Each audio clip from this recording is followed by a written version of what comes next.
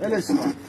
به خدا این آفتاب سوختگیش درست میشه. قسم کردی میخوام رنگ کنم. تو چی کار داری؟ بچه 10 ساله واسه ما نظر میده. اینو بگیر بچسب دیوار بزن.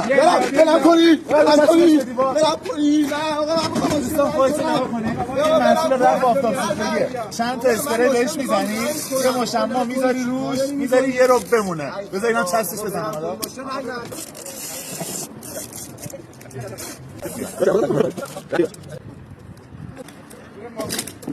ولش کن. خب دوستان اینو چسب زدیم. بیا اینجا نگاه کن.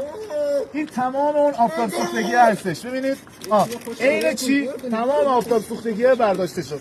نگاه کنید این تمام اون آفتاب سوختگی هستش. حالا مرحله بعد اسپری محافظ هم میزنیم بریم. بعد از اینکه اون شونه‌ها رو برداشتید از این اسپری سرامیک فوری یه چند تا پاف میزنید.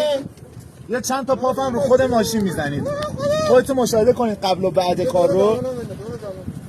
به همین سادگی.